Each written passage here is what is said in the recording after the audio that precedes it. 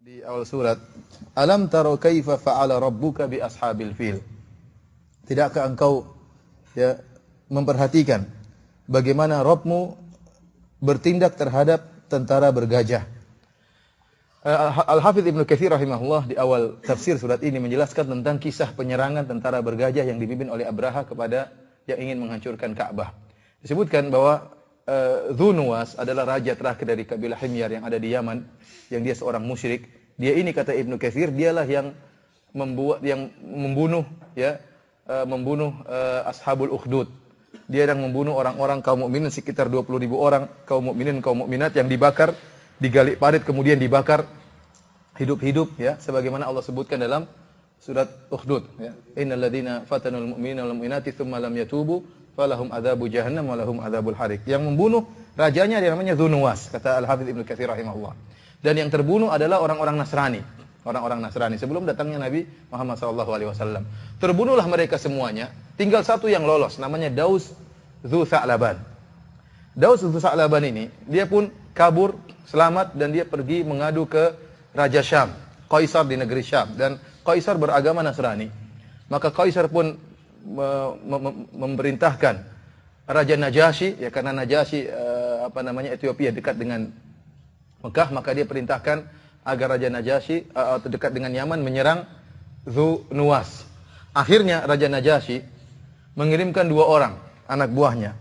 Satu namanya Abraha, satu namanya Aryab. Maka 2 orang ini sama-sama amir, dua-dua punya pasukan masing-masing, berjalan menuju ke Dzu Nuwas. Akhirnya Dzu Nuwas pun diserang dan akhirnya dia pun lari, tenggelam, tewas. Setelah itu Yaman dipegang oleh 2 orang ini, Abraha dan siapa? Aryab. Tidak lama kemudian terjadi pertikaian antara keduanya.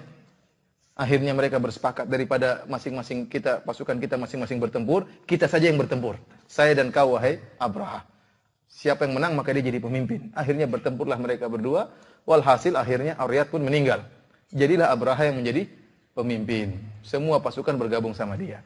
Akhirnya dilaporkan hal ini kepada Kaisar di negeri Syam, bahwasanya Abraha telah melakukan pembunuhan terhadap Aryab. Akhirnya Kaisar pun marah dan murka. Akhirnya Abraha dalam rangka, dan dia mengatakan, saya akan menginjak negeri Yaman dan saya akan mencabut rambutnya Abraha. Akhirnya untuk mencari keridhaan sang raja, maka Abraha pun mengirim hadiah yang begitu banyak. Di antaranya dia bawa jirob seperti gentong yang isinya tanah Yaman, dan dia mencukur rambutnya. Kemudian dia sampaikan bahwasanya hadhihi nasiyati, inilah ubun-ubunku saya berikan kepada engkau, dan inilah tanah Yaman, silakan kau injak. Artinya, dan saya ingin mencari keridhaanmu. Perbuatan Abraha ini membuat Kaisar pun senang. Kemudian Abraha pun berjanjikan kepada Kaisar, saya akan bangunkan sebuah gereja yang sangat besar, ya, yang akan memalingkan bangsa Arab dari Ka'bah menuju ke gereja tersebut. Gereja tersebut namanya Kullais. Kata para ulama diambil dari kalimat Qolan Suwah, yang artinya apa? Songkok.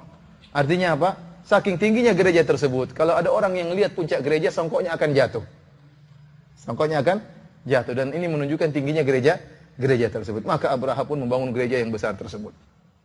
Akhirnya terbangunlah gereja tersebut, gereja yang sangat tinggi. Berita bahwasanya Abraha ingin memalingkan orang-orang Arab ke negeri Yaman agar tidak ke Ka'bah tapi ke gereja tersebut diketahui oleh orang-orang Arab tatkala itu, orang-orang Hijaz. Maka mereka pun jengkel, ini kurang ajar Abraha. Akhirnya di malam hari masuklah salah seorang dari orang-orang Arab, kemudian dia beol di gereja tersebut. Dia kotori gereja dengan beolnya, kemudian dia kabur. Di pagi hari Abraha pun dikagetkan dengan kotoran yang ada dalam gereja, maka dia pun ngamuk dan dia murka, maka dia bertekad untuk menghancurkan apa? Ka'bah. Maka dia pun mendatangkan pasukan yang sangat banyak, di antara pasukan tersebut adalah pasukan bergajah. Disebutkan dia membawa 8 ekor gajah atau 12 ekor gajah. Dan orang-orang Hijaz, orang-orang Jaziratul Arab tidak tahu gajah. Mereka kaget tatkala melihat ada binatang apa? Besar seperti gajah ini. Dan tatkala itu Abraha membawa 8 ekor atau 12 ekor gajah. Yang gajah, pimpinan gajah namanya Mahmud. Disebutkan oleh Hafidz Ibnu Katsir dan yang lainnya bahwasanya pimpinan gajah namanya siapa? Mahmud. Kenapa dia bawa 12 ekor gajah? Dia punya niat buruk. Dia membawa rantai yang banyak. Jadi dia ingin gajah tersebut nanti mengelilingi Ka'bah dan Ka'bahnya dicungkil, bukan dipecahin satu-satu. Tapi gajah-gajah tersebut bersatu padu untuk mencungkil apa? Ka'bah. Itu niat buruknya siapa? Abraha. Maka berjalanlah dia dengan 12 pasukan bergajah yang dipimpin oleh Mahmud, kemudian melewati Jazirah Arab. Dan ada sebagian kabilah-kabilah kecil ingin menghalangi, namun semuanya hancur. Tidak ada yang bisa menghalangi pasukan bergajahnya Abraha. Sampai akhirnya Abraha di tengah perjalanan, kalau tidak salah namanya Mughammas kalau nggak salah ya, bertemu dengan kakeknya Nabi Muhammad SAW, yaitu Abdul Muttalib. Abdul Muttalib 200 ekor ontanya diambil oleh Abraha. Maka datanglah Abdul Muttalib, dan Abdul Muttalib seorang yang gagah, tampan, bersahaja, berwibawa.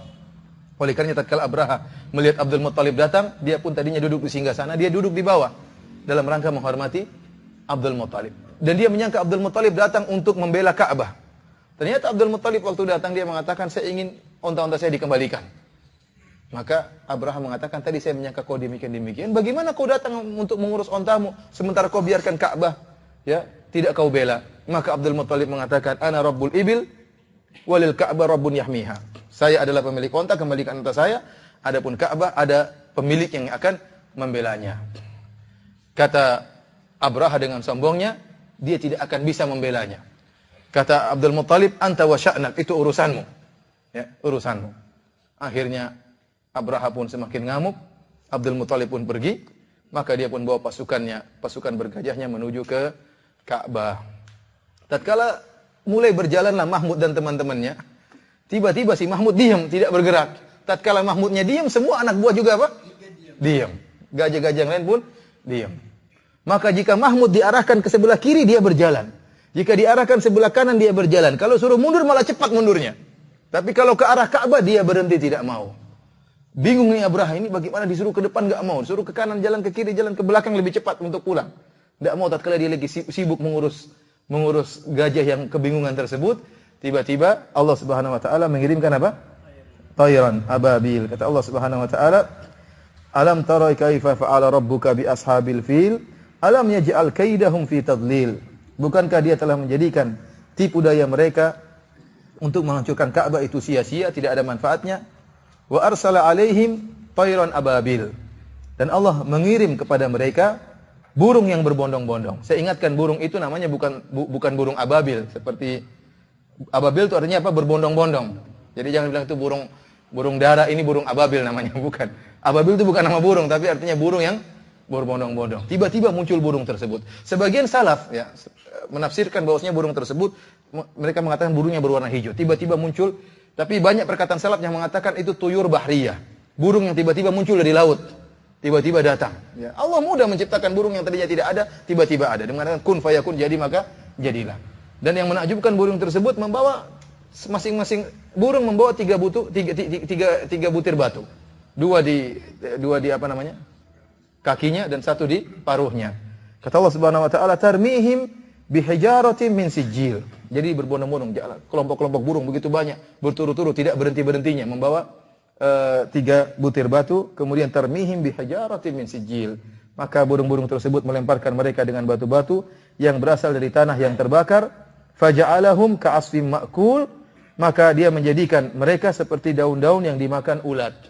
Ya, burung-burung mereka disebutkan tatkala dilemparkan batu-batu tersebut tidak semuanya mati. Ada yang langsung tewas seketika, ya.